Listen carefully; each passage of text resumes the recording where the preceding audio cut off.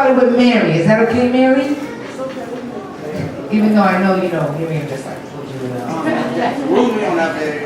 I needed her very bad. So Mary, you could just share any story you want about growing up, where you grew up, what was it like? Maybe some struggles and advice. Well, I grew up in North Carolina. I went to school in North Carolina, and I graduated from high school. I moved from North Carolina at the age of 16.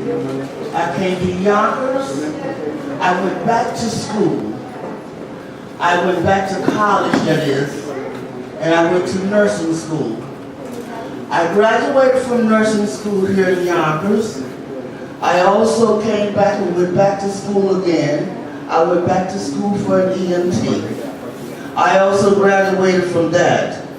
Whatever I went to school for, thank God I mastered it. I have 4 daughters. They all grew up here in Yonkers. They were born and raised here in Yonkers.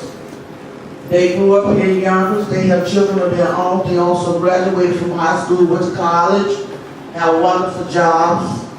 And me to tell you, my job, I stayed on until I retired from the job that I went to school for.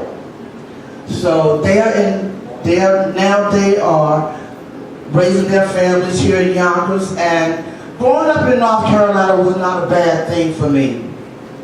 I had a mom and a dad. I had 6 brothers and 3 sisters.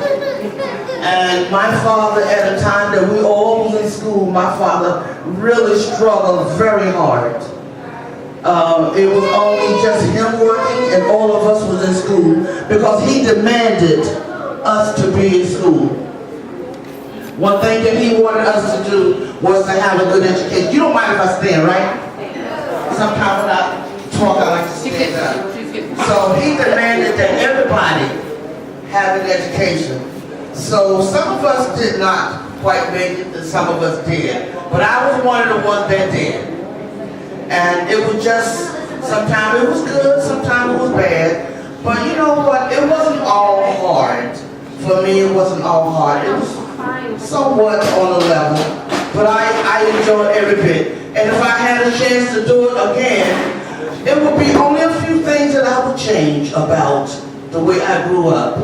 And the mom and the dad that I had that really cared and provided for me when I was growing up. I don't know very many people that can really stand and say that we had such a big family and everybody got along very, very well. But my family, my father worked very hard and he retired a couple of years just before he passed. But we can thank God for everything that happened in our life. I'm very active here in Yonkers. Even when someone asks me to do something, even in the building, I'm very active there, but more active in the church. I am a president of an usher board in my church, which is very kind of big.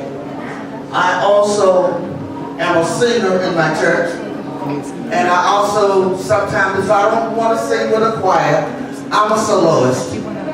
But I'm very active, and at 66, I find myself doing a lot of things that 50-year-old people can't do. So you know what, guys? Like you like to get out and play and laugh and dance and have fun, so do I. I like to do the same thing you like to do. All right? So when you're out there enjoying yourself, just think about this 66-year-old lady that loves to dance. She loves to be involved, and I love people. I'm a people person.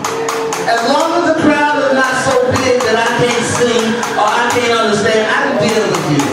But when it gets way, way too big for me, then, you know, it's time for me to step back. I know my limit. But I'm just like you. I love to eat. I love to dance. I love to sing. I love to be in groups. And I love you all. All right?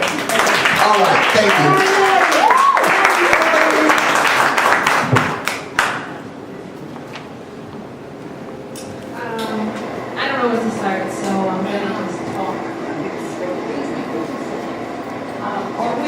Rhonda, are we gonna do question and answer after Yeah. each one? Okay. So So then- if you have any questions for her, So you have any questions?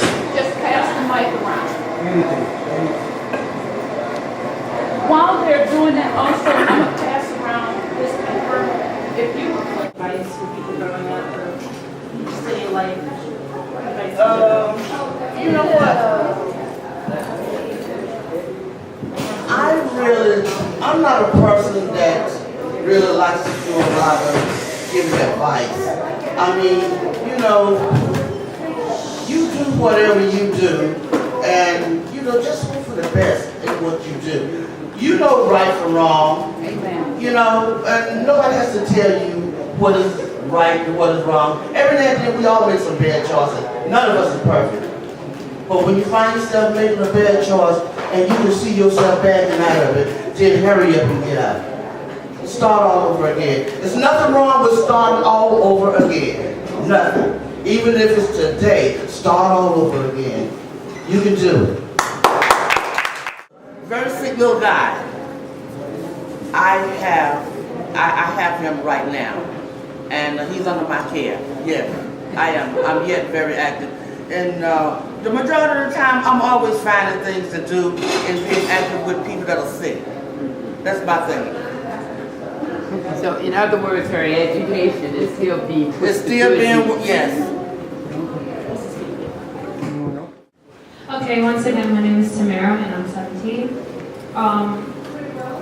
I've always had a really big appreciation for diversity and intergenerational things and anything that mixes like two different type of things. And I think it's just because of the way I was raised and the fact that I'm very diverse. My mother is from Haiti and my father is from Belgium. I was born in Belgium, but when I was like 2, we as a family picked up and moved here to America. Growing up, I was also just moving from 2 different places. My parents got divorced when I was 7 years old, and they then moved to 2 different parts, or you could say types of neighborhoods.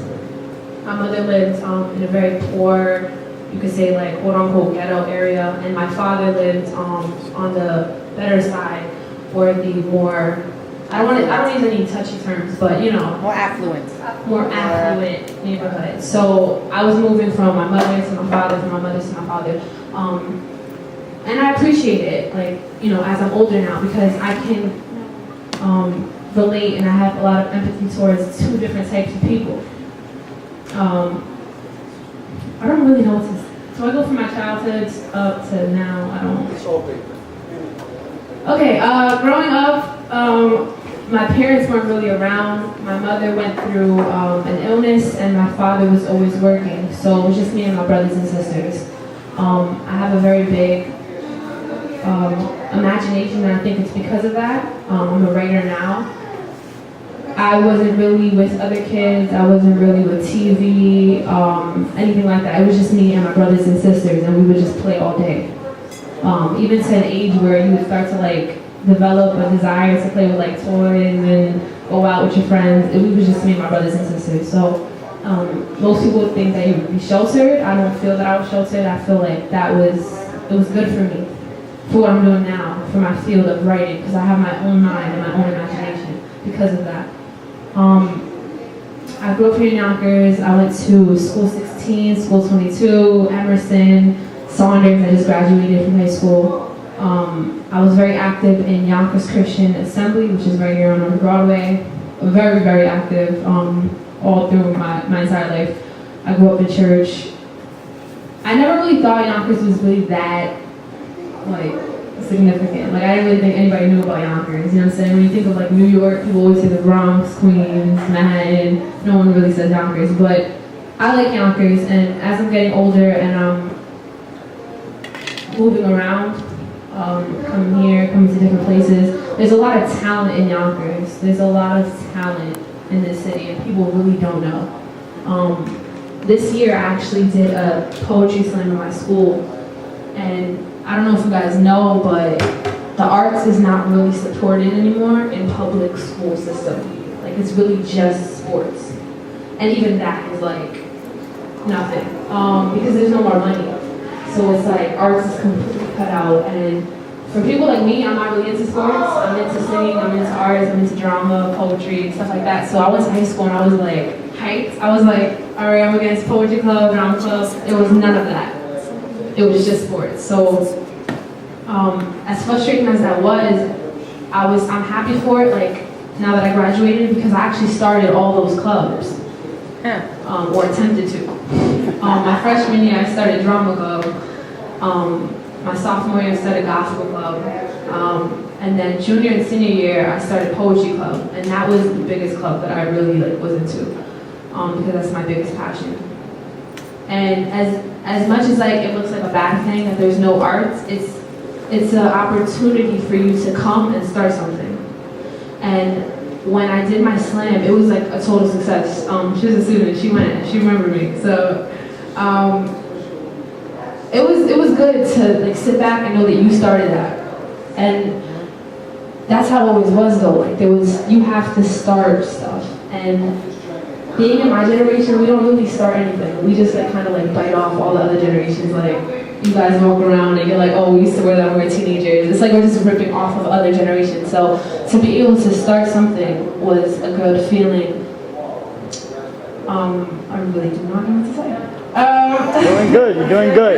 You did. You've done well. That's enough.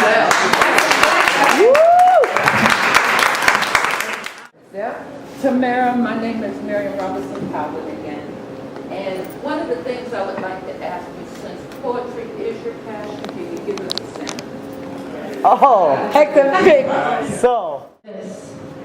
That these lips have been kissed by Judas and his clique. I've been poisoned and bleached. My soul has screamed to an elevated screech, so I don't talk about it anymore. Cause I've been fouled and get no shot. I've been shot and get no trial. I've gone to trial and get no justice. It's not just, so just listen. Cause I have been picked up and dropped faster than a baton on field day. Cause no one ever wanted me for the long run. I know tongue and spit, but never knowing meaningful kiss. I know touch and grip like treat or trick or treat. No one ever treated me like a queen, so I try to appease. I become the jester. And I always gesture for something more, but it always sounds like I need to calm down because I'm falling too quickly. So if you feel like this is moving too quickly, I need you to know that I have given myself.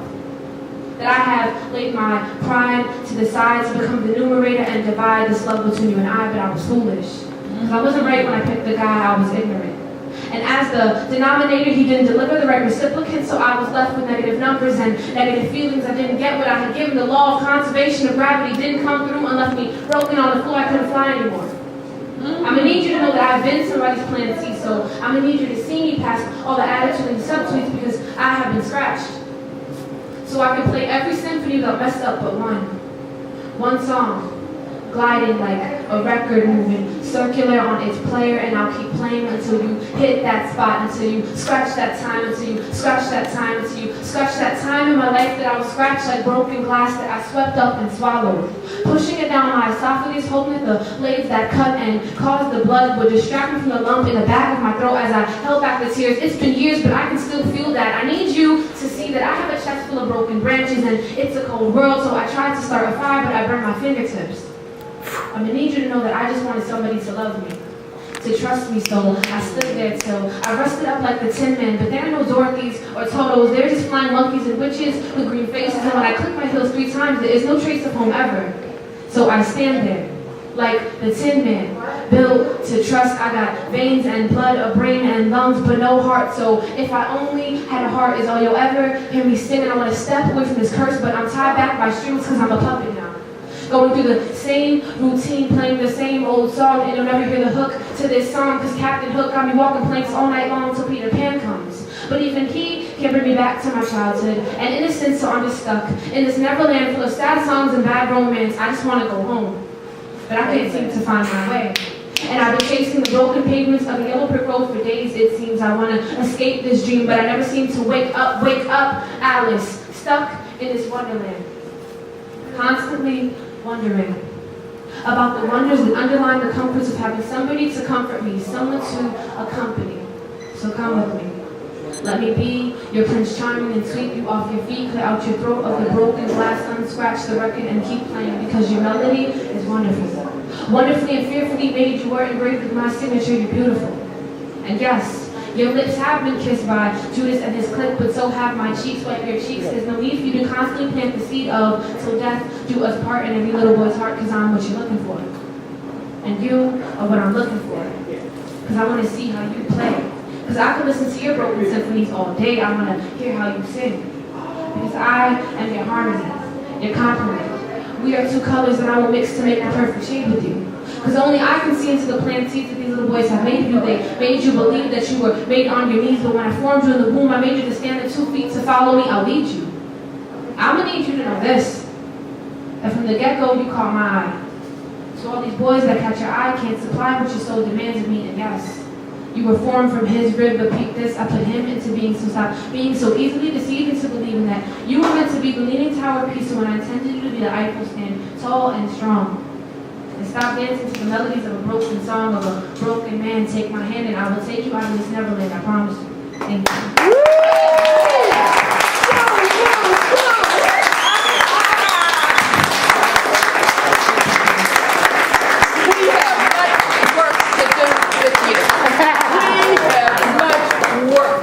We're going to find you some art, some We do have art. sponsors. We're going to find you something. You're good. Give her another one. You're good. Yes. And I love you.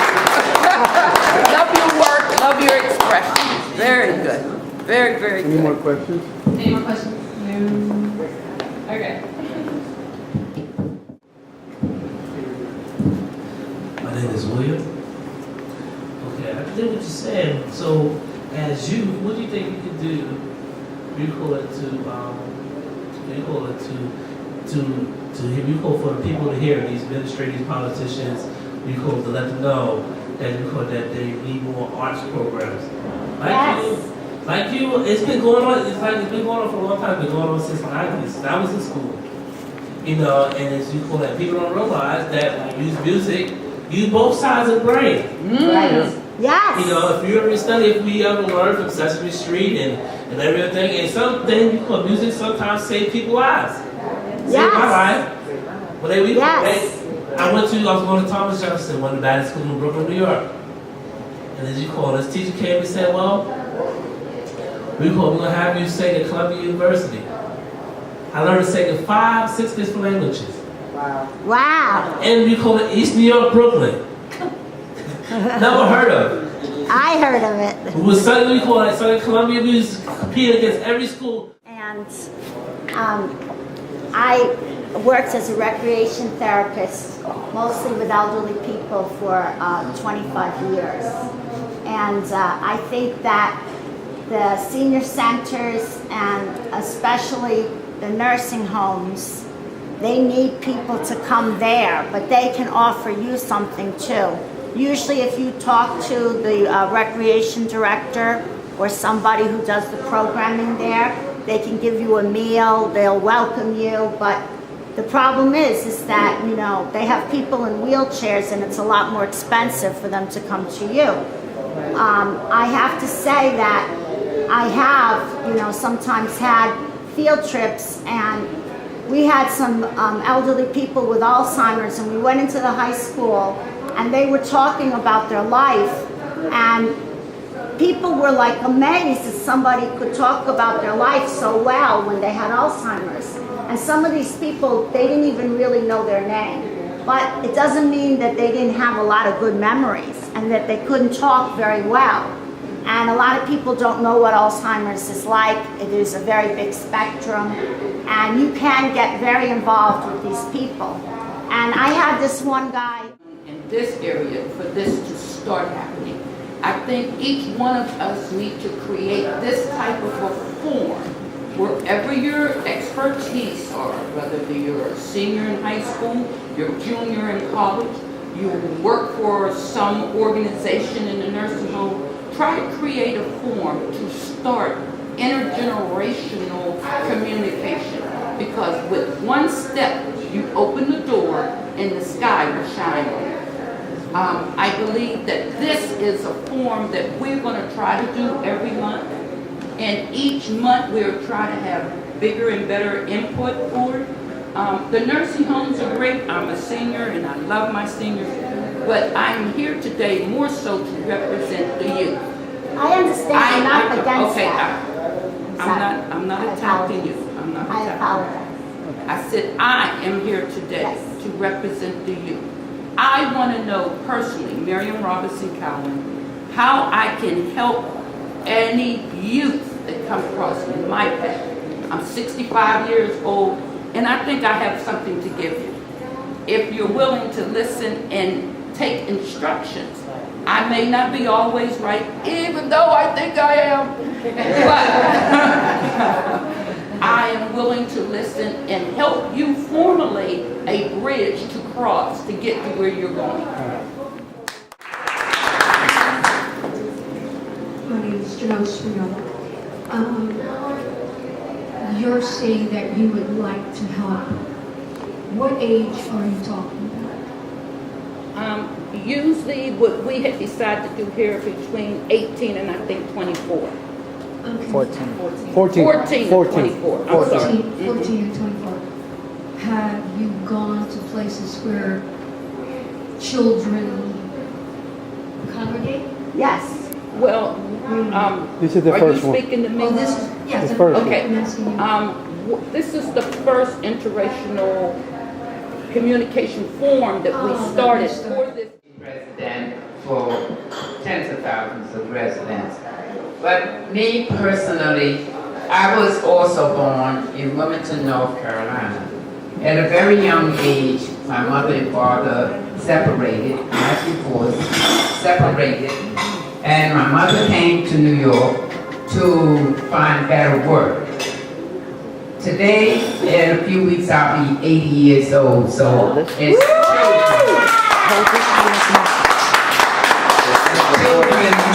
we grew It's up recording, in a so different just- era, and I think the majority of you can't even comprehend. I grew up during the time of Depression, during the time of the war, in Wilmington, North Carolina. The German prisoners was right here, and my school was there. We used to take the shortcut through here to get to the school. Everything was rationed.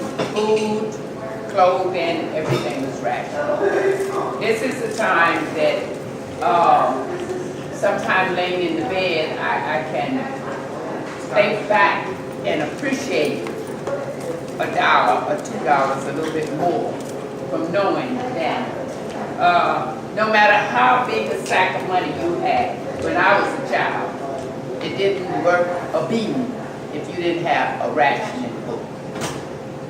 The prisoners ate, I think, a lot better than the people of Wilmington, North Carolina, because they were fed by the government. Shoes, clothing, you had to have rationing books to purchase that, because remember, leather, rubber, and all that was being used for the war. When Mama and Daddy separated, my father was on the fishing boats. He was doing a lot of fishing with all the Indian descendants. And my mother had nursing skills. Then it wasn't so popular for poor blacks to go and get college education. You learned so much from mother's wit. You learned from school what mother's wit. My mother was what they call a practical nurse. That now in this day and age, I think you call it midwives or whatever, Yes. whatever. So when she came to New York to get a better job so that she could then send for us to have a better life. We came to New York, I think I was 13. I went to school in Manhattan, went to high school in Watley High So School. my mother, Lorraine Eversley, Okay. she's 80 also. Went to Watley High School. And then it was all girls. Yeah. Nice co-ed. I lived in Manhattan the majority of my young adult life. Then we moved.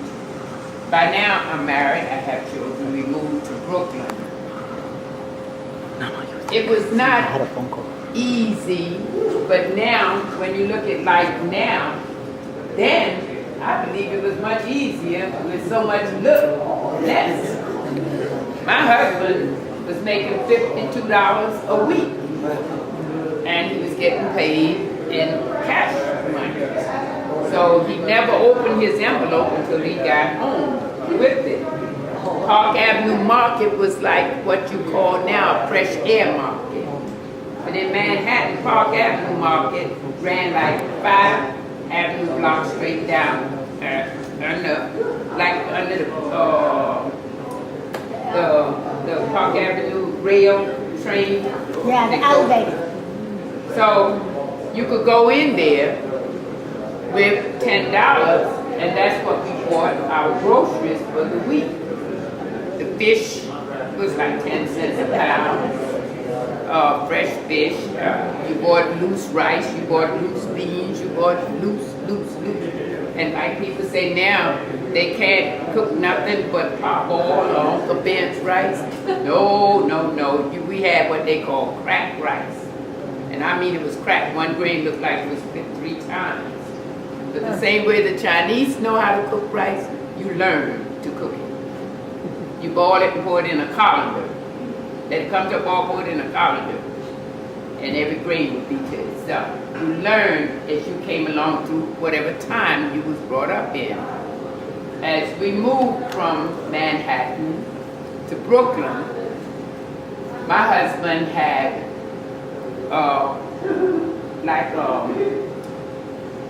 cysts or something on the brain. He had 2 or 3 surgeries. It left him in bad shape. By now I have 5 children. It left him in bad shape, where he wasn't able to function. He said to me, he said, Katie, let's try and go to counselors. I got 5 children, but I'm young.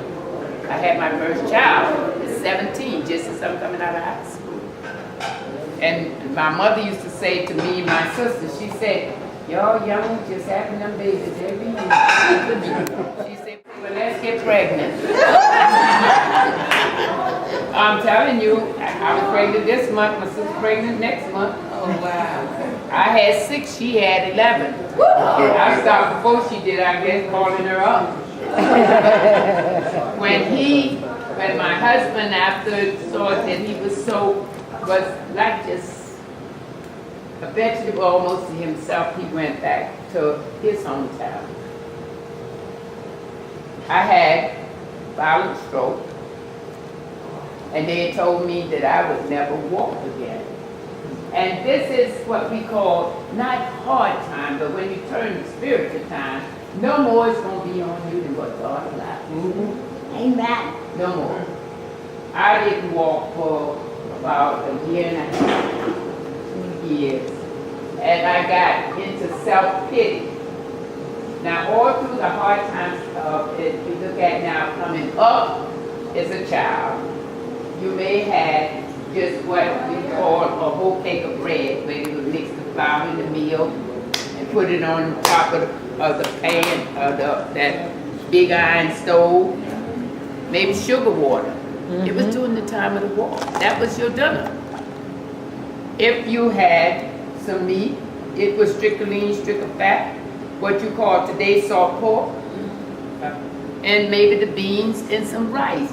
But we didn't have the cancer, we didn't have the TB, we didn't have the high blood pressure. We ate more pork than the hogs was out there. We didn't have none of that. None of that. Today, yesterday when they said, Katie, we're going to have to take your knee out and replace it. And I said, when you take it out, what you going to put in it? They said plastic. I said, you're not going to give me cancer at the knee. The doctor looked at me as you crazy. Where did you get that from? I say, because if you got plastic and it's inside and the skin is covering it, rubbing, it's going to get some infection in you. And cancer is an even sore. No air can get to it. And they told me that. in Mount Sinai Hospital. And that was approximately 29 years ago. I walk, and I make it my business on Sunday. I can't stay in them all day, but I got heels like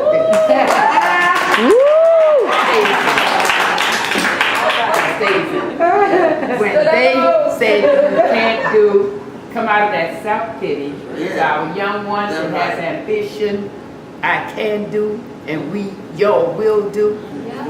Just keep that mentality. I work now as a volunteer for 24 years. She has one of my pictures with the gold cap, with the board president of Manhattan installed me. I did ask for President Clinton to come and do it. They say, Miss Harris, who you think you is? I'm a resident. The president is the president of residents. You wouldn't be the president if residents didn't vote you. So, you have an office in my community. Clinton has an office on 25th Street where Randall has. Now, if your wife can go all abroad and advocate for betterness abroad, why you can't come around the corner and install me?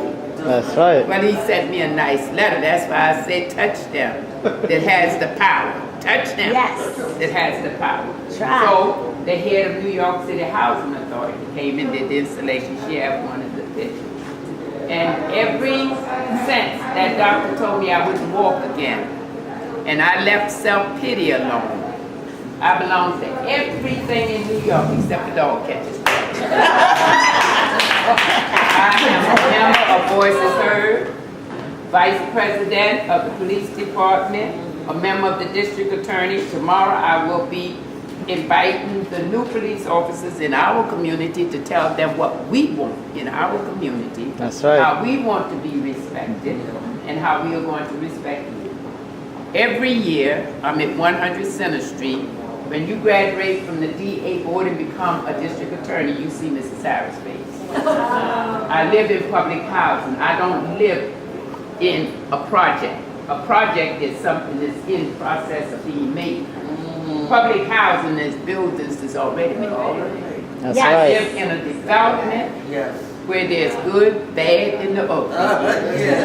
But if you don't believe that I am in a mosaic, that's my home, then I'm going to be the last one to put it down.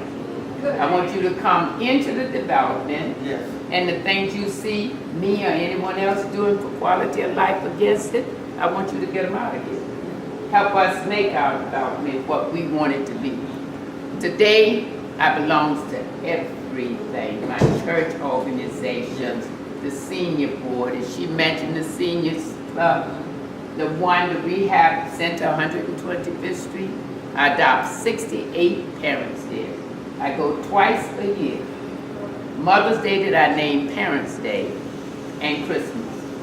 I get a collection of people, one of the pastors is on one of the pictures, and we go and we bring love to them. Anything and everything that I can do to bring about better unity in the community is what I'm all about. I heard us say with our young people, there's so much they not work this, they not work that, but they are our children. I don't care, white, black, Latin, African, whatever you say you are our children. And if you don't believe that we are all parents in one way of those children, believe in the Bible. When Jesus died, he didn't die for one nationality. That's right.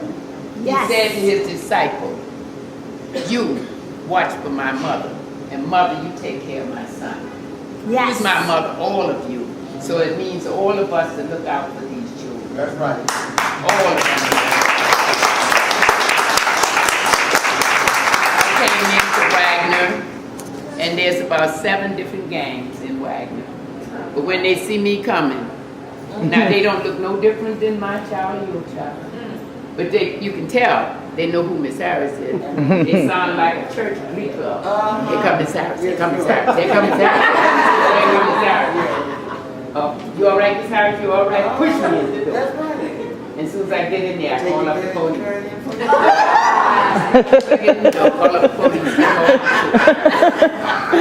Because they're not gonna rob me, but they gonna catch you when you come in. Get them off my stoop. You shouldn't congregate on the stoop. And one last thing, this young man said to me, I got on the elevator one evening coming in from church, and he had his pants all the way down. And I said, what the devil you got them pants hanging all the way down and your nasty black behind sticking all out there, scaly butt. Oh, I just went off. He said, now this particular child, heavy like my child over there, but when he was a little thing, I would take him every Saturday in the summer. You want to go to Randall's Island? Yeah, Miss Harry, we want to go. Meet me on the stoop at 5 o'clock. 5 o'clock, I used to love that shape of beer. Had my cooler full of beer. Everybody babies be out there on the stoop. Never no grills. You had to walk across the bridge. Walk them all the way across the bridge. Take the bricks like the Indian style. Build the fire, fry fish out there, hush puppies, corn fritters. So I trained this child. So I'm arguing, look at your nasty, scaly black butt all out. How do you think I want to keep it? And he just dropped his head on that table. I said, how you think you would feel if I had my boots hanging all out, my slip hanging all down, my behind showing like that? I felt like 2 cents when I did that. But after he answered me, he dropped his head. I said, you hear me talking to you? He said, Miss Harris, I wouldn't want to see you like that. I said, that's just getting like that. He said, Miss Harris, you don't know since my grandfather passed, my grandma, if I don't dress like this, they beat me up all the time. I felt this. Peer pressure. I felt like this. I immediately went over to the house and asked for a small apartment. They had the 3 big bedrooms, and he was still in there. So the drug dealers and the gangs forced him to get in the corner, and they took over the apartment. So sometimes when we see the clothing or the way they are walking up, this, that, and other, we sometimes has got to stand back and find out. What happened? They just need a helping hand. They just need someone to give a turn. They need someone to say, you know, you is my child, and if I am your child, then treat me like you're not your child. Yes. We are losing our future. Yes. Amen. We are losing our future. We have a handful, but there's a barrel full that's out there. I pray and hope that this setting be what was intended by the CEO of this place, my sister-in-law, Mrs. Calvin, over there. And I don't know how often her little scoop mobile is going to be able to get to Manhattan back. But whenever she can, as I say to all of them, I got 6 children, 17 grands, 8 great-grands, and 4 great-great-grands. But don't none of them live with me. That's right. And I'm living with them. I can get dressed and come up here and help whenever she come down here and get. Oh, I love you. That long distance love is. And we thank you for coming, Miss Harris. We thank you for coming. Give it up for Miss Harris. Please give it up for Miss Harris.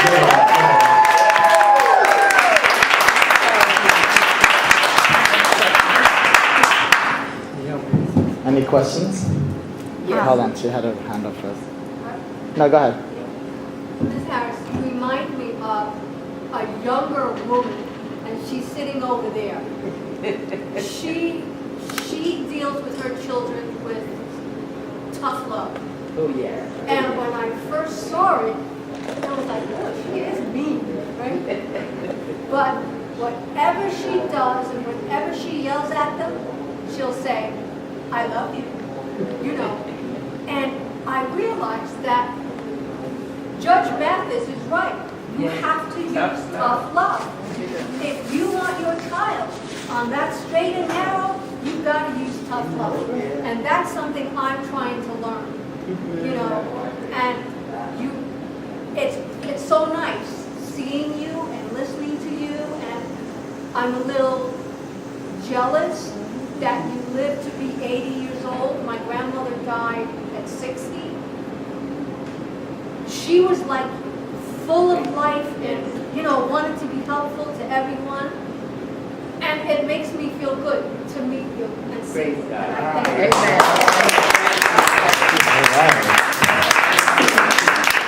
I want to say that I think this is such an important discussion because I feel like a lot of the things that I learned the most was from my grandmother, who unfortunately passed away. And she was an extremely influential part of my life. She took care of me, she babysit me, she'd teach me. If I was doing something wrong, she'd definitely give me some tough love. But I knew, like, the whole time she was trying to, like, better me, and I knew that she really loved me and she liked me, because you can love family, but you don't have to like family. But I always felt really appreciated by her, and I appreciated her back.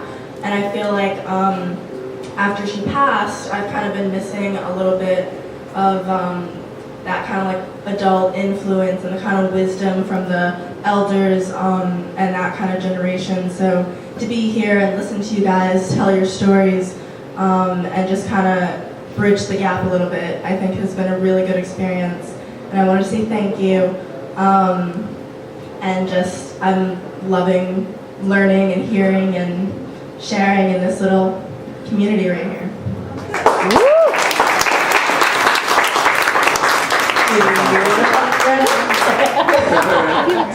If I may, can I hear from one of the three of you or the other two that haven't spoken?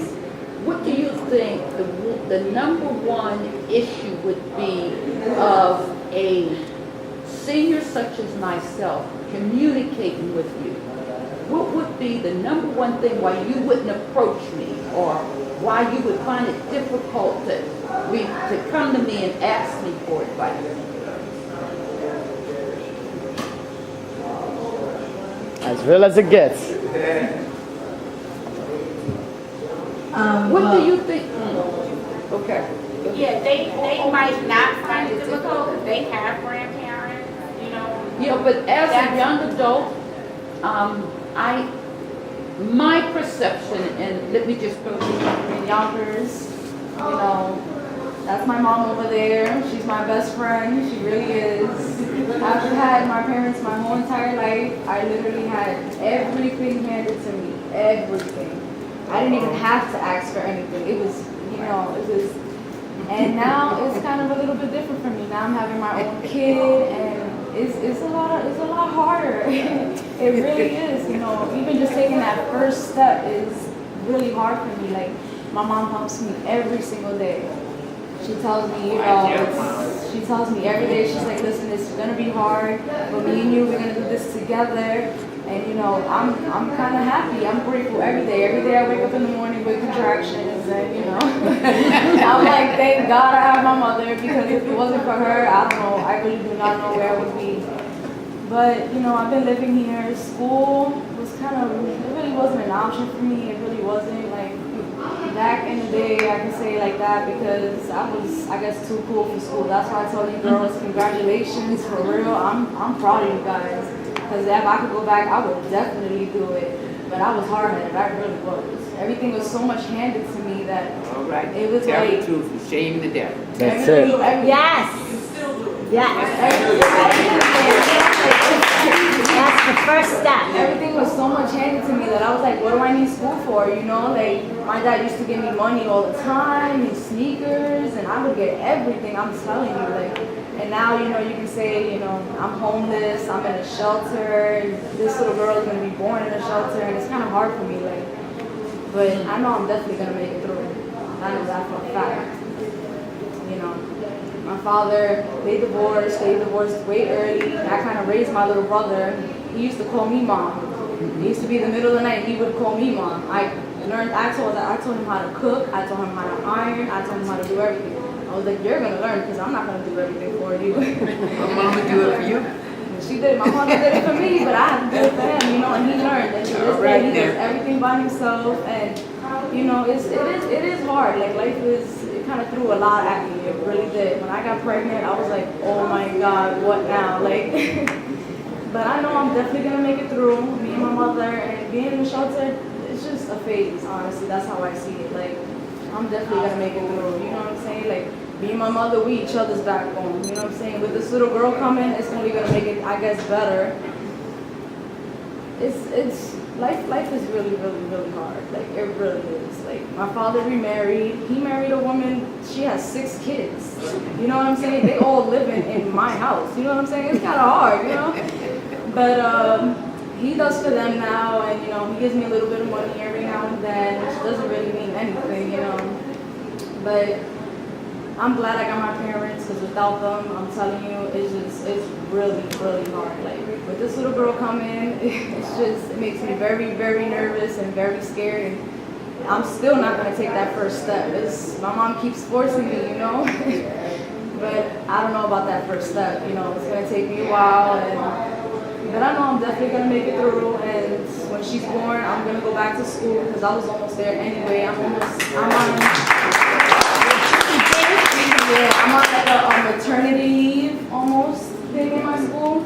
So I'm almost there. I know when she's born, I'm definitely going back, and I'm going to go to WCC, and I'm going to go finish my GED there, and I'm going to be doing college courses, and I'm getting a job, and I'm definitely going to do it. I'm definitely going to do it. So this whole shelter thing, and you know, nothing's going to hold me back, honestly, nothing. Like, I'm definitely going to do it, and you know, it's just me and my mother to the fullest. That's my best friend. That's my life right there. So I want to answer your question. Do you think if you hadn't been put in a shelter, you would not develop the strength that you have now? Honestly, yeah.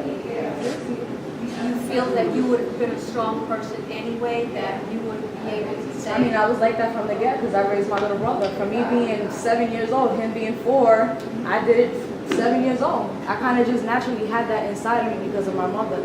She's very, very strong. She's very independent. My mother is like, I get that from her. Like, I really, Okay, but really. you were telling us that you don't know what you're going to do. It sounded to me, I could be wrong, that you were sounding not strong. You sound more like, you know, you were dependent on mom. But yet now you tell me, no, I'm strong. I'm going to make it. I'm going to make it. Okay, say it like you mean it. Oh, I mean it. I'm going to make it. This little girl, she needs me, and I know it. Good, I know it. good. So- You're gonna feel it more when she's actually there. and everybody You know, tells the me that. feeling is so much greater when you see her, you know, it's really gonna be much more. Ms. Harris. I'd like to just say this to my pudding. Let me tell you something. I had a child at a young age, and I told you we came up during Depression, the war, and everything. And my mother said to me, I have worked my fingers to the bone. I have scrubbed floors, I changed patients, I did this. And I was looking so forward for you, making your life better so that you wouldn't have to do this thing. But you chose to get pregnant. I didn't choose nothing. I think the first sex I had, I was pregnant. Yeah, my girlfriend said, you know, hey, that's your boyfriend? Yeah, but I was wild, you know. We played post office, you tag the boy and run and you catch your tissue. They never would tag me because I wanted to fight. Don't know the game. So then when I did, you know, with going with this young fella, you know, he was good looking and everything. Young, when we was young, you had to be good looking. My girlfriend said, you never had sex before? 17, no. I said, what? And I did, and I got pregnant the first time. Didn't even know. My brother said, I'm going to tell Daddy. I said, please don't. You did it. This is what I'm saying. My mother was right there. But did you just brag? Mama gives me everything. Mama is my best friend. That may be all right for you to think. That's your mother, that's your earthly God. You have conceived this. Not every woman can have a baby. Many of them on the earth. So you are a blessed child by God. Have this child. Yes. But don't forget, that's not a toy. It's going to be some sleepless nights. It's going to be some hard days. Girl, why don't you shut up? Mama, why don't you take the baby so I can go out there with my friends?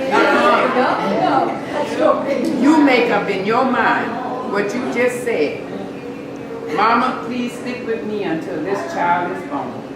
And when my body come back together and I'm all right, I'm going back to school and get my education. Mama, do her a favor. Don't give her the sneakers every time she wants. Don't give her everything she wants. Don't give her this. Love her. But you go now. You have, in this day and age, you can go back to school pregnant. You can go back to school with a child. You can get an education. But the way the government in this country is going, after a while you won't get all this free stuff. That's right. Get your education, but you can't get enough of it to get a decent job, pregnant or no. But at least you'll have the first fundamental to have keep you going. The baby is going to be a blessing to you. But believe me.